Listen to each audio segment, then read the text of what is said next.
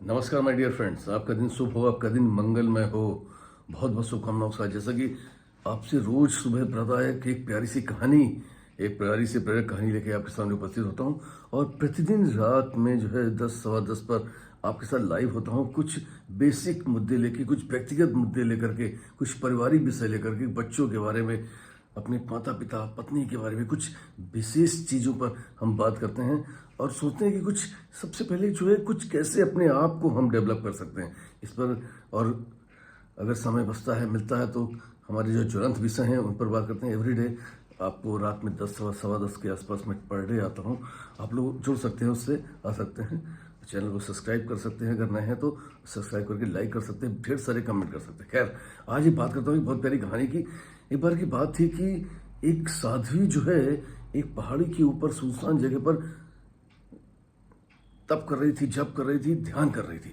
एक व्यक्ति वहां पहुंचता है, देखता है कि चारों तरफ सुनसान है और इस भयावह जंगल, इस पहाड़ी के ऊपर ये साध्वी कर रही साध्वी को प्रणाम करता है, धन्यवाद, और कहता है कि मैं आपसे कुछ पूछ सकता हूँ। उन्होंने कहा हाँ, क्यों नहीं। उन्होंने कहा इस जगह पर आप इतने सुनसान एकांत में अकेले क्या कर रहे हैं। उन्होंने कहा कि मेरे पास बहुत काम है। क्योंकि यहाँ पर क्या काम हो सकते हैं आपके साथ, आप ये तो बिल्कुल सुनसान जगह, यहाँ पर कोई है भी नहीं। कहने नहीं, मेरे पास बहुत काम है। देखिए, सबसे पहले तो मेरे पास 2 बाज हैं, उन बाजों को जो है मुझे सिखाना है। उसके साथ साथ मेरे पास चील है और चील को भी मुझे प्रशिक्षित करना है। होने का मेरे पास एक जो है खरगोश है, खरगोश को भी मुझे प्रशिक्षित करना है। थोड़ा ताजुब, मेरे पास एक गधा भी है, उस गधे को भी मुझे ठीक करना है। और एक सेब भी है मेरे पास, उसको भी मुझे प्रशिक्षण देना है। क्योंकि ये सब इतनी सारी चीज़ें आप जो बता रहे हो, ये हैं काम, मुझे क्यों नहीं दिखाई दे रही हैं।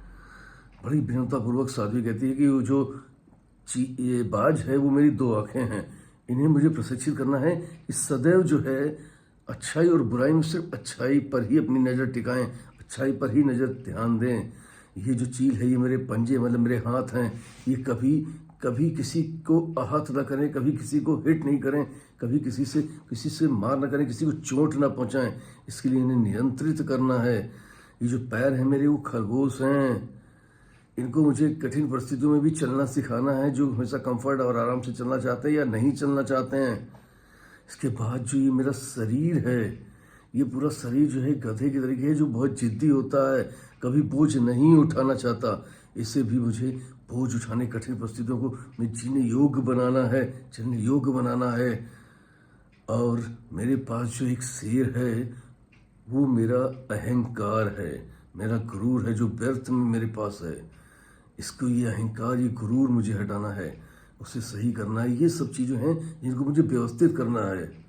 दोस्तों, वास्तव में अगर देखा जाए तो ये आंतरिक चीज़ें अगर हम व्यवस्थित कर लेते हैं, अपने मन बुद्धि को अगर हम व्यवस्थित कर लेते हैं, अपनी वाणी को व्यवस्थित कर लेते हैं, तो सबसे बड़ी चीज़ है, एक सर्प है हमारे पास, जो कभी भी इन 32 दांतों के कैबिन के बीच में रहता है, पिंजरे के बीच में रहता है। उसके बाद भी किसी को भी आहत करने में और किसी की पृथ्वी जहर उगलने में कभी पीछे नहीं हटता।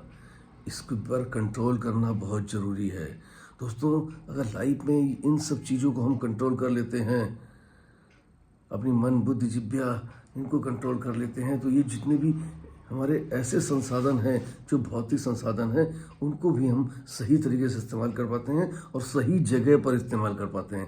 ये जो मेरे पास धन, वैभव, कीर्ति और यश आता है, जो ताकत आती है, इस ताकत का सदुपयोग कर पाते हैं अगर मेरे पास मेरे ये आंतरिक संसाधन जो हैं, इनको अगर हमने कंट्रोल किया हुआ है। दोस्तों, फिर मिलूंगा किसी प्यारी कहानी थॉट के साथ, आपका दोस्त पीयूष रंजन।